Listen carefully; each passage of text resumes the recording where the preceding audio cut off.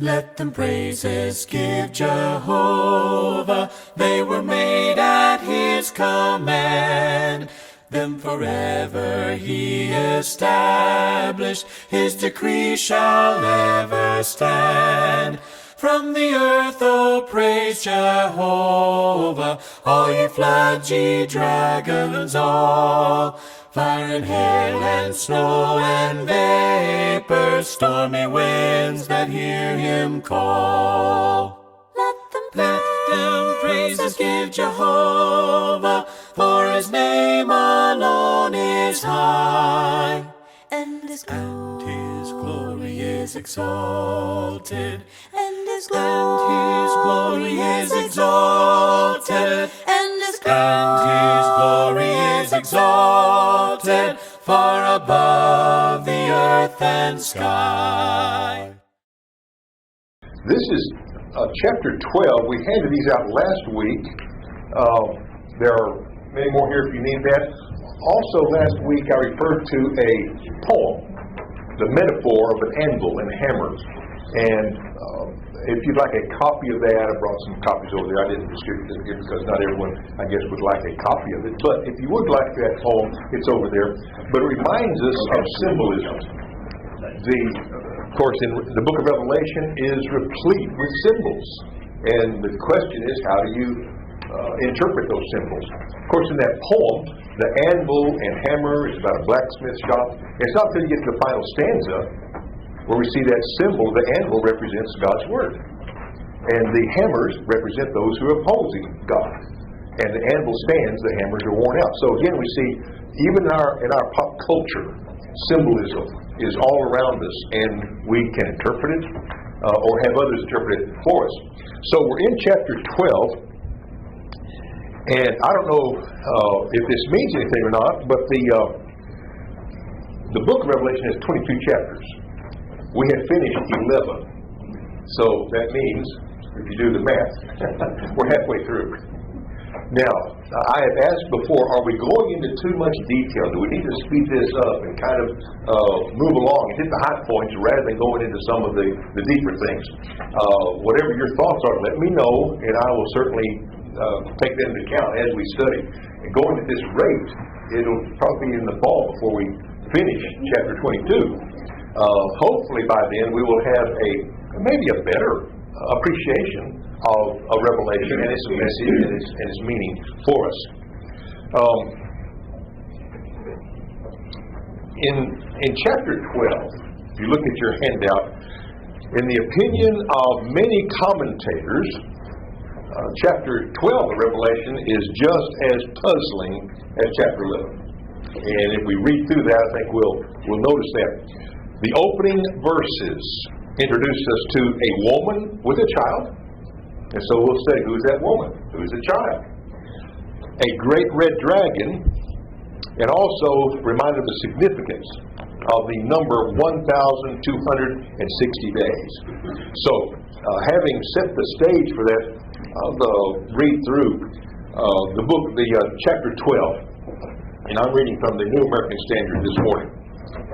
A great sign appeared in heaven, a woman clothed with the sun, and the moon under her feet, and on her head a crown of 12 stars. And she was with child. She cried out, being in labor and in pain to give birth. Then another sign appeared in heaven, and behold, a great red dragon, having 7 heads and 10 horns, and on his heads were 7 diadems. And his tail swept away a third of the stars of heaven, and threw them to the earth. And the dragon stood before the woman who was about to give birth, so that when she gave birth, he might devour her child.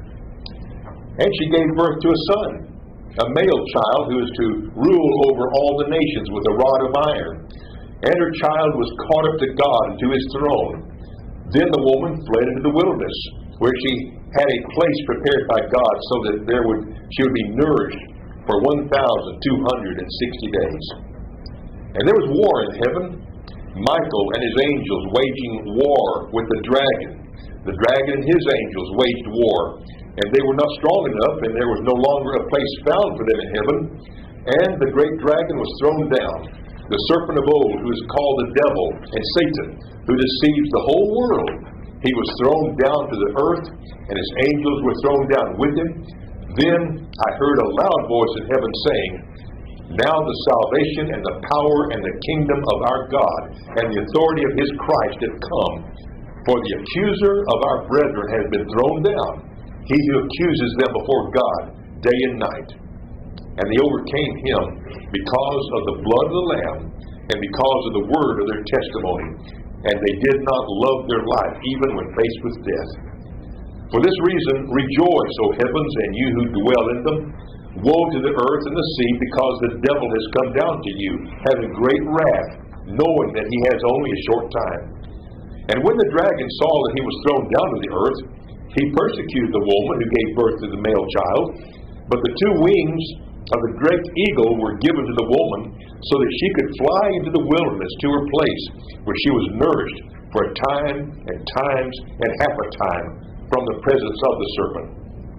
And the serpent poured water like a river out of his mouth after the woman, so that he might cause her to be swept away with the flood. But the earth helped the woman, and the earth opened its mouth and drank up the river which the dragon poured out of his mouth. So the dragon was enraged with the woman, and went off to make war with the rest of her children, who keep the commandments of God and hold to the testimony of Jesus. So, a lot for us to sort through these symbols this morning as we look at chapter 12. So we see the woman with child. Now there's a term I want us to be familiar with, and that's child, because it occurs several times in this passage. The Greek word is teknon, and child may mean an infant, but not necessarily so. It's any descendant, it's any offspring. Unfortunately, most of the translators sometimes don't even abide by the text. They will insert child in their interpretation that, well, that must be a woman giving birth to Jesus. Must be talking about his infancy and the nativity. Other translations are more literal, and they just say she had a son, though with no indication of the age of the son. And then some will carry through with their own interpretation of what that means. So we'll look at that, but keep that in mind, that child simply means a descendant, regardless of the age of that descendant. A great sign appeared in heaven, a woman clothed with the sun, with the moon under her feet, on her head a crown of 12 stars. She was pregnant and crying out in birth pains and in agony of giving birth. So there's numerous attempts been made to interpret who's the woman. What does that mean? How do you identify her? Some scholars see that the woman in Revelation 12 as having something to do with the birth of Christ, the nativity. Others view the woman as instrumental in bringing about his death and resurrection and having the completion of the prophecies. In both those views, the woman is seen as representing all the women, not just a woman, but all women in that line of succession, descendants, from Eve up through all the Old Testament, including Mary, the mother of Jesus. So that's the view of many interpreters. So in both those interpretations, the woman is Israel, and the 12 stars represent those 12 tribes of Israel. So that would be a pretty easy interpretation to make. So let's look at some of these interpretations. Many interpret the woman as the true Israel, the church. As the body of Christ, the church brings forth people of God who are born into the family of God and persecuted by the dragon. We are born again. Jesus said that you must be born again. You must be born of the water and the Spirit, John chapter 3. So many interpret the woman as representing the true church, that the church preaches the gospel, the seed of the kingdom, and those who obey the gospel are born again. So that's one interpretation. In Catholic theology, the woman is often seen as the Virgin Mary, who is the mother of Jesus and mother of God. And she sees herself as the queen mother of the kingdom. Some interpret the woman as representing the people of God that span all of salvation history, beginning with Abraham as God calls him forth, and then until throughout history, till the return of Jesus, the people of God. And then there is an astrological application of a heavenly woman. Robert Mounce, in his commentary on Revelation, gives a footnote, and he explains this view. He says, on the basis that according to astral thinking, everything that happens on earth has already happened in heaven. Mounce, and you need to correct the spelling there. That should be M-O-U-N-C-E. The typist did do a very good job. And that's one of the problems when I'm doing my own typing. So Mounce says that the view of Martin Rist is that John's account is not an, quote, allegorical depiction of the earthly birth of Jesus to Mary, but the birth of the heavenly Messiah to a celestial mother, possibly before creation began. So there's an interesting interpretation that is given the astral application. Some say it's the Holy Spirit. The Holy Spirit is a woman who lives in heaven, who has come down from heaven to be incarnated into human flesh, just as Jesus was incarnated. And she is alive on earth. Some say she was alive in the first century. Some say she continues today. So there's that one other interpretation. Some say in 12, 1 through 5, she signifies Israel, to whom the Messiah came. In 12, verses 13 through 17, some say that is the church that gives birth to Christians and is the remnant of Israel, or perhaps it is. And then there's the combination of that. They just got to pick, like a cafeteria style, picking various ones to try to find out how do we apply this. So there's numerous interpretations. We'll look into this a little bit deeper once we get into that text. So here is the seed of woman and the seed of Satan that we see here in chapter 12, verses 1 through 5. A great sign appeared in heaven. So by great, here's something that's presented. It's going to be significant. The significance is this woman. And John, we see Revelation is one revelation. It's the revelation of Jesus Christ, which God gave him to show to his servant John. So it's a revelation, but this revelation consists of many visions, many scenes that John will observe within this one revelation. Kind of like a huge mosaic or poster, and within that you see various pictures of that. That's what John is seeing. And he'll introduce it by saying, and this. Many of the verses will say, and I saw this, and I saw that. Unfortunately, some translations translate the Greek conjunction kai, which is and, with the word then, to indicate a passage of time. That's not necessarily so. There's not necessarily a passing of time before John sees things. He sees them at the same time. It says, and I saw this, and I saw this. Not, this happened, then I saw this. That happened, then I saw this. There's not that sequence. It's more at the same time. But again, we have to depend upon translations, and translators are human. They approach their translation with their own views. And if they think it's going to make a translation easier to understand, they'll insert that. Many translators will also, though, include, if they put in a word that's not in the text, they'll put it in italics. So the reader will say, well, they've inserted this word, but it's because it's italicized, it's not in the text. So I understand that they've inserted it to help. Sometimes it helps, sometimes it just further clouds an issue or it goes in a particular way that the translator or translators believe is the correct way. So a great sign appeared in heaven, a woman clothed with the sun, the moon under her feet, on her head a crown of 12 stars. She was pregnant. She cried out, being in labor and in pain to give birth. Then another sign appeared in heaven. Behold, a great red dragon having 7 heads, 10 horns. On his heads were 7 crowns. His tail swept away a third of the stars of heaven, hurled them to the earth. And the dragon stood before the woman who was about to give birth, so that when she gave birth, he might devour her child. Technon. And she gave birth to a son. This is where some translations, instead of saying son or a male, they'll insert a child. because they interpret that as being the nativity. That this is Mary giving birth to Jesus there in Bethlehem. She gave birth to a son, and that's why this translation is from the New American Standard, which is a more accurate rendering, in my opinion, of this passage. She gave birth to a son, a male, who is going to rule all the nations with a rod of iron, and her child was caught up to God and to his throne. So, verse 5 is very important for us to consider and give attention to. So it opens with a woman. She's clothed in royal attire, adorned with a crown of 12 stars, moon at her feet, pregnant, crying out in agony, as she is laboring to give birth. And we see this picture hovering over her, and she's in pain, groaning, the pains of childbirth, labor pains. And there's the dragon waiting to attack her child when whatever has happened with this.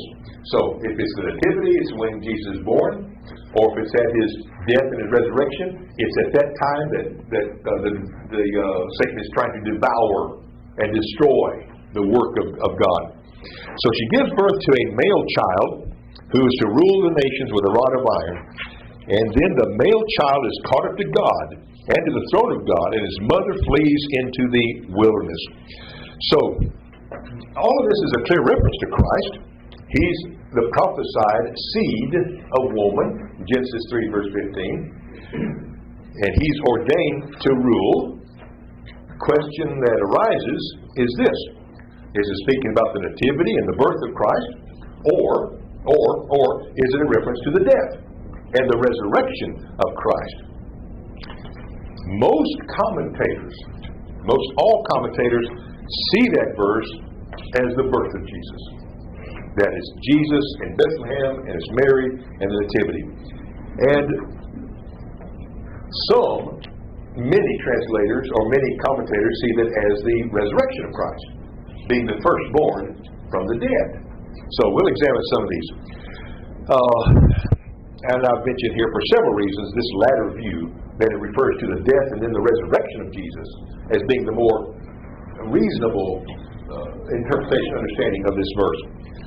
And there's some reasons for that. The New American Standard, the 1971 edition, and not all New American Standards are consistent in their translating. If you have several versions, you can look at that, or several editions, from 71 to then 95, and then more recent. And there's some changes there. But the 1971 edition translates Revelation 12:5 more accurately than most major versions. It reads, "And she gave birth to a son, a male." The more literal translations, such as the Berean Literal Bible, the Christian Standard Bible, Contemporary English Version, International Standard Version, Literal Standard Version, and Smith's Literal Translation, they provide a similar translation of the Greek. Now what's the significance? It's the fact that the word child, teknon, is not in the Greek text. It's supplied. Why would it supply? Because they believe it clarifies the text. That here is a child. It implies the reference to the birth of Jesus. Now later in the verse, teknon does appear, and it's accurately translated child. But the image doesn't have to be that of an infant, because the word means descendant, offspring. It can be infant, but it also can refer to an offspring regardless of the age. So that's something for us to take in mind as we're trying to understand and grapple with the meaning of this text. She gave birth to a son, a male, who is going to rule all the nations with a rod of iron, and her child was caught up to God and to his throne. So many scholars are of the opinion that the birth here refers to the resurrection of Jesus. Gentry quotes G.B. Garrett's opinion when he says, quote, "There is no reference here to the nativity. By the birth of Messiah, John means not the nativity, but the cross." And in that same location, Gentry cites other respected scholars who are in agreement, general agreement with Garrett's view. So, let's look at several arguments for that. The one who is to rule over the nations with a rod of iron was required, first of all, to undergo death and resurrection. Jesus affirmed this to his apostles when he spoke to them about his coming death. Here is John chapter 12. Someone would like to read those two verses, either in your translation, your Bible, or in the text here with the English Standard.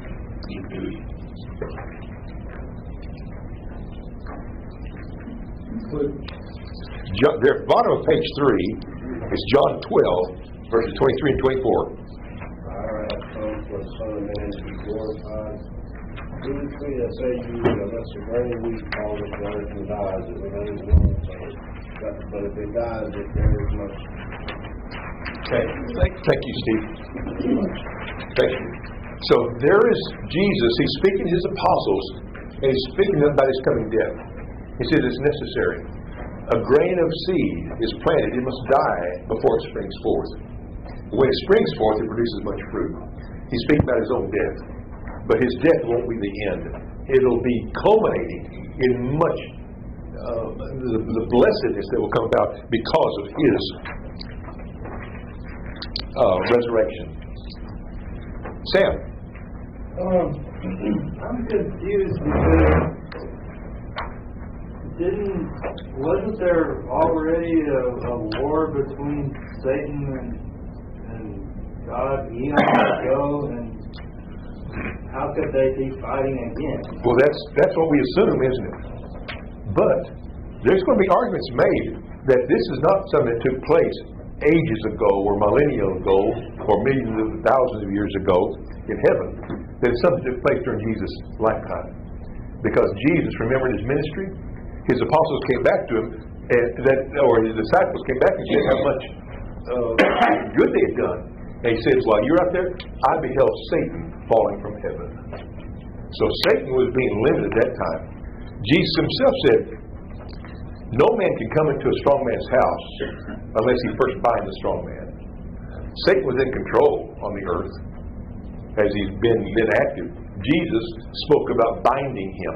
And when we get to chapter 20, we're going to see the binding of Satan as well as the loosing of Satan. It's not in a chronological order, but simultaneously is what seems to be indicated here. So again, we don't see a chronological sequence or a linear sequence, but it's all taking place. And some of our assumption is that yes, there was a war in heaven. Satan and his angels, his followers, rebelled against God. God cast them down, and that took place. And that's why Satan was on the earth in Genesis, the 3rd chapter. Aren't his angels? Aren't they the demons? There are demons. Yep, they were. Yep, and still are evidently. Yep. But the message of a Revelation is that Satan is doomed. He's active. There's no denying it, his activity. But that Christians be faithful. The end will be justified. That is, Satan is going to be destroyed. You're going to be victorious. That's the overall message of Revelation. Be faithful. Be patient. God is at work. God made his promise to Satan and to Eve in Genesis 3:15. How long did it take for that promise to be fulfilled? For the seed of woman to come? Birth of Jesus. Yeah. Thousands of years. They were waiting. They say, where is he? Where's it coming? Paul says it was in the fullness of time, when things were just right in God's plan, that he sent forth his Son. And so our timing is not necessarily God's timing. God says simply, believe, have faith, believe in me, trust in me, be faithful. And so that's that message. And that's the message really for us in every age. So, Charles? Yes, sir. In Psalms 8, and there is a little bit of a problem about the translation, I think, here. But in verse 4, what are mere mortals that you should think about them? I'm sorry, beginning with verse 3. When I looked night sky and see the work of your fingers, the moon and the stars you set in place. What are mere mortals that you should think about them? Human beings, excuse me, that you should care for them. Yet you made them only a little lower than God and crowned them with glory and honor and gave them charge of everything you made, putting all things under their authority. I have seen other translations that said you made them a little lower than the angels. So I'm not quite sure what that is, but obviously there is a hierarchy here, and the angels are different from us in that they have no, well, I suppose they have no right and wrong decisions to be made, but the devil and his angels did. They made the wrong decisions. But at any rate, I think that has a little bit of bearing on what's going on here. It certainly does. Thank you for pointing that out. Yeah. As far as being made a little lower than the angels, of course, remember that Psalms is a book of poetry, wisdom literature. And so, again, we're careful about seeing symbols and taking them literally. Yeah. There's a message there that the Jews understood. But good point, very definitely. In Psalm 12, or in Revelation 12:5, there is a reference to Psalm 2, which a majority of scholars say that points to Christ's resurrection. That Psalm 2 does. Someone care to read that? I have it at the top of page 4, where the Lord said to me, The Lord said to me, You are my son. Today I have begotten you. Ask of me, and I will make the nations your heritage, and the ends of the earth your possession. You shall break them with a rod of iron, and dash them into pieces like a potter's vessel. Okay, thank you. So there again we see the similarity in Psalm to what John is speaking of in this great sign that he sees. So Paul also refers to the resurrection of Christ and its significance when he states in Romans 1 verse 4 that Jesus was declared to be the Son of God in power, according to the Spirit of holiness, by his resurrection from the dead. That was the proof, the final proof of Jesus' deity. And so she was pregnant, crying out in pain and agony of giving birth. That's the Berean Standard Bible. The English word pain translates the Greek word odinusa, which is used metaphorically throughout the New Testament to describe intense suffering, distress that would be akin to the travail of childbirth. The agony of childbirth, basanizo, which the woman is enduring, is a reference to Isaiah 26:17, which we'll read Isaiah 26:17 a little later on in this chapter study, and also in Isaiah 66:7, where Isaiah uses the word and is found in the Septuagint as the application of the Hebrew word. It means to torment. It talks about God's people being tormented, people of the old covenant, to torture, to vex, to distress. It's about how the enemies of God were torturing and bringing pain and agony upon the people of God. Now here it is. Now it's never used. I'm going to point this out. The word is never used in the New Testament to describe physical childbirth. And so it would seem that John is speaking metaphorically of the suffering that Jesus' disciples are going to endure, and that they did endure. Jerry? I think part of our problem is we try to separate this out. You talk about the birth, the death, the resurrection. Yep. God doesn't see it that way. Yep. To God, the birth, the life, the death, sacrificial death, and the resurrection of Jesus was all at the same time. Yep. He's talking about the birth of his kingdom, and later verses in chapter 12 make that clear. This is the birth of God's kingdom on earth. And it takes all of that to accomplish it. Very good. Exactly right. And we tend to look at things in a linear fashion. You know, we have to. That's our way of thinking. Exactly. And it's stronger in some people than in others.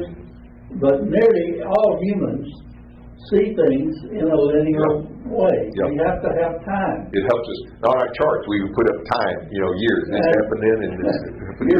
God had to invent time for our benefit. Exactly. Good point. Thank you. The prophecy of Genesis 3:15 stresses the crucifixion, not the nativity. It's not the birth of the seed of woman that's emphasized, but the hostility between the seed of woman and the serpent's seed, and the death of the seed of woman by the seed of the serpent, who would bruise his heel. But in response, the seed of woman would crush his head. So there's that ultimate victory again that God foresaw and prophesied. Now the New Testament makes several references to Christ being the firstborn from the dead. Someone care to read one of those verses or two of those verses at the bottom of page 4? Jesus Christ, the faithful witness, the firstborn of the dead, and the ruler of kings on earth. Okay, firstborn of the dead. Acts 26. Christ has suffered, and that being the first to rise from the dead, he would proclaim light both to our people and to the Gentiles. Okay, thank you. So again we see that it's Christ who's the firstborn. Colossians 1 and 1 Corinthians 15, Romans 8. Someone care to read one or several of those verses? And he is the head of the body, the church. He is the beginning, the firstborn from the dead, and in everything he might be preeminent. Thank you. Okay. Christ has been raised from the dead, the first fruits of those who have fallen asleep. Okay. Thank you. For God foreknew, he also predestined to be conformed to the image of his Son, so that he would be the firstborn among many brothers. Okay, thank you. And that's an interesting passage there in Romans chapter 8 that Jerry just read, because before that is that very familiar passage that we know that God causes all things to work together for good to those who love the Lord, who are called according to his purpose. The very next verse is, for those whom he foreknew, he predestined to be conformed to the image of his Son. He's the firstborn from the dead. Why is God causing all things to work together for good? That we can be conformed to the image of Jesus. That we can be like Jesus, who died and rose, and we, like Jesus, will die unless he comes before that and rise again. In 12:5c, we are told, her child was caught up to God and to his throne. Of course, we see that most accurately would apply not to Christ's birth, but to his ascension following his resurrection, when the apostles beheld him going up. And he said that they were to be his witnesses in Jerusalem, Judea, Samaria, and the uttermost parts of the earth. And so, finally, Jesus applied the metaphor of birth pangs when he was preparing his apostles for his death and his resurrection following his death. Someone would like to read John 16, verses 21 and 22, please. When a woman is given birth, she has sorrow because her hour has come. But when she has delivered the baby, she no longer remembers the anguish for joy that a human being has been born into the world. So also you have a sorrow now, but I will see you again, and your hearts will rejoice, and no one will take your joy from you.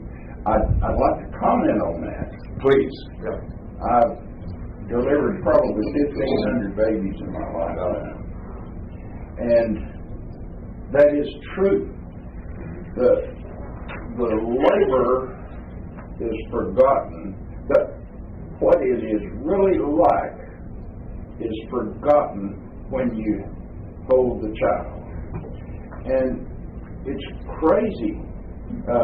Marianne had false labor with our last child 4 or 5 times. I mean, she said, well, this is it. Well, it wasn't it. And it wasn't it 2 or 3 times. Finally, 4 o'clock in the morning, it was it. but that is true. Not that they forget that they had pain, but they really forgot how they felt. Yeah. Really. Okay. Yeah, I think it's an excellent point. That pain, although it's intense, it is replaced by the joy. And that joy is so great. Yeah. That overcomes.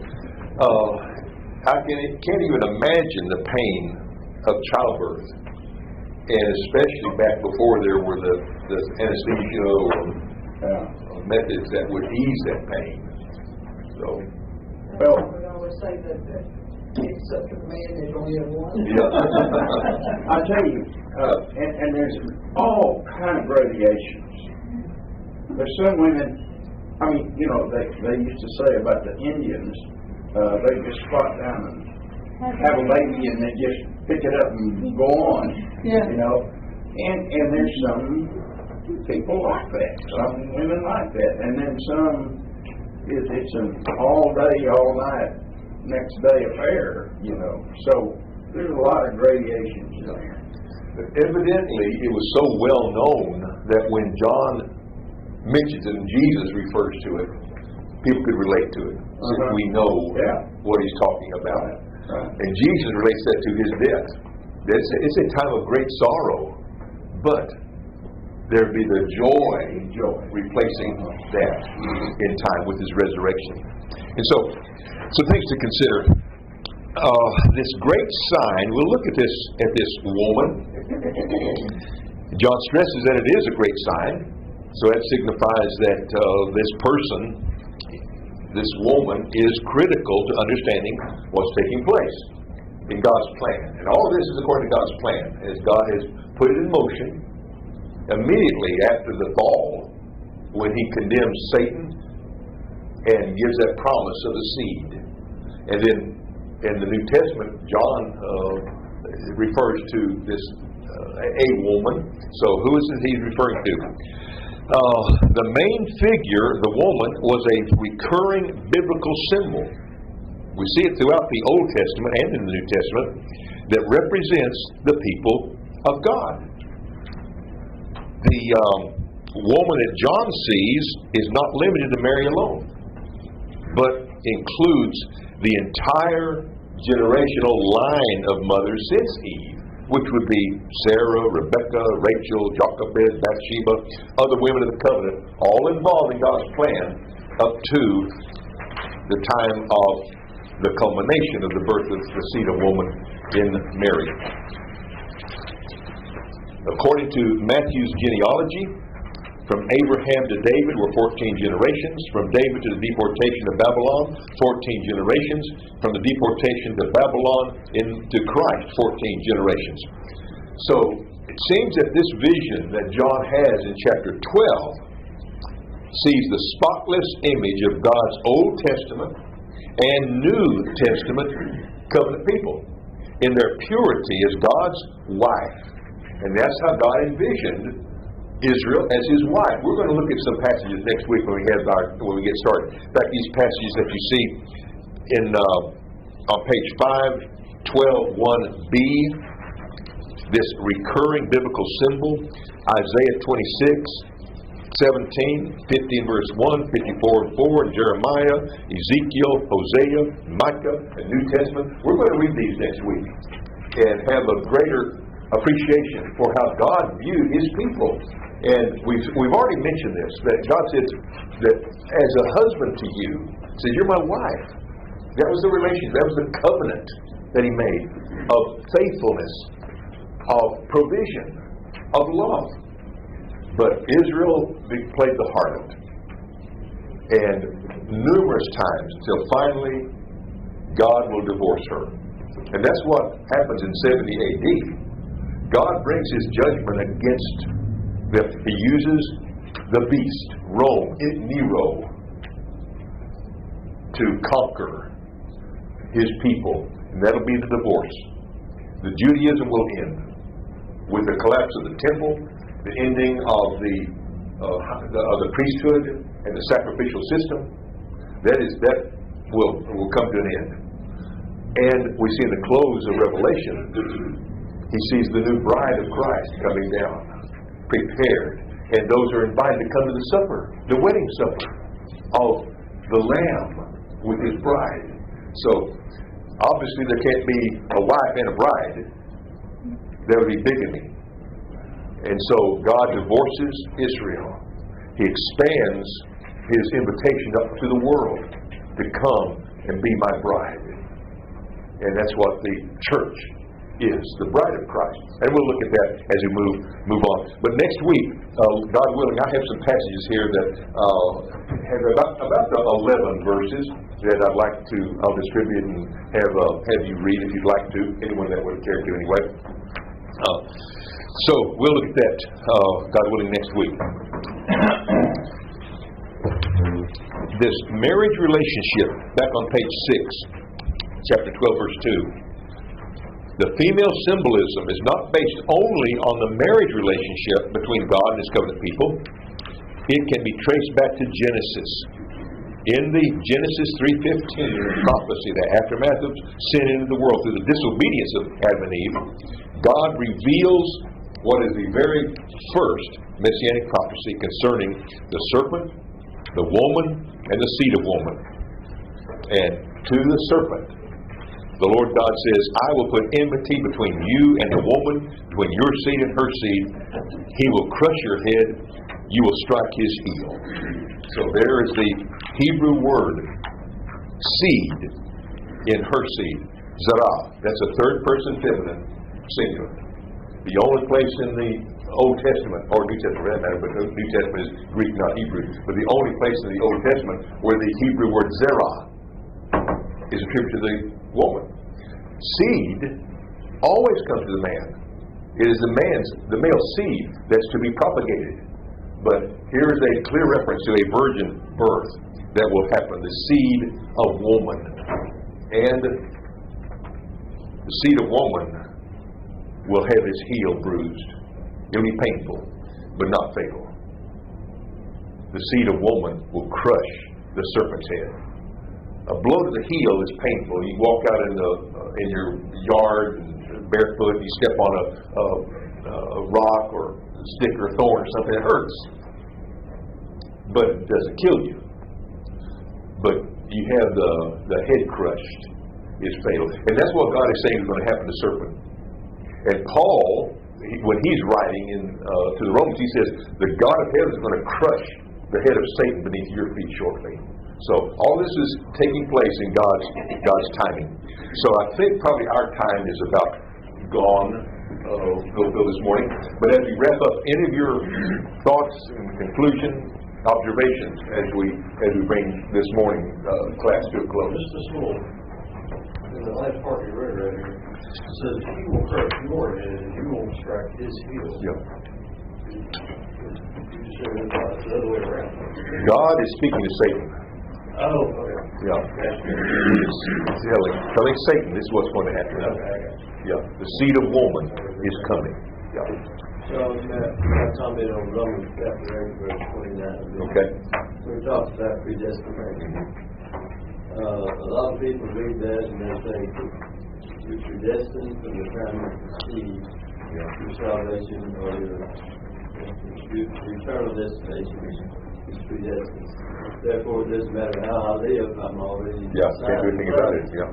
But what he's talking about is predestined his people. That's right. Yeah. His people are predestined to be saved. We have a choice. It's whether we want to become one of his people or not. Yeah.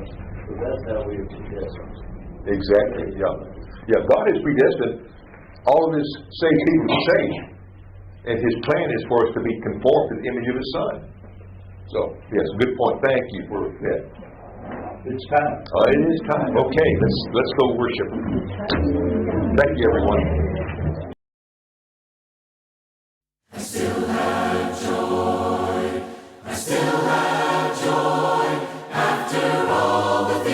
we've been through, I still have joy. And I still have joy. I still have joy. After all the things we've been through, I still have joy. I still have peace. I still have peace. After all the things we've been through, I still have peace. And I still have faith. I still have faith. After all the things we've been through, I still have faith. I still have hope. I still have hope. After all the things we've been through, I still have hope. I still have love, sweet love. I still have love. After all the things we've been through, I still have love. And I still have joy. I still have joy. I still have joy.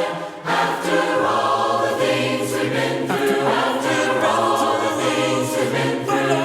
After all the things we've been through, I still have joy.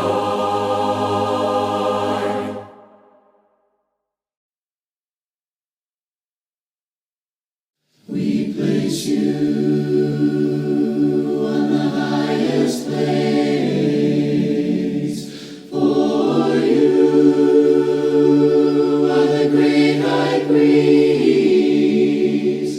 We place you high above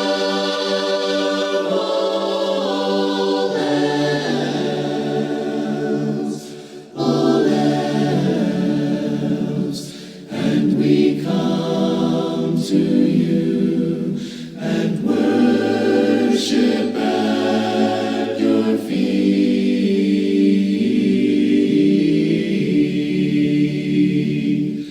We place you on the highest place, for you are the great high priest. We place you high above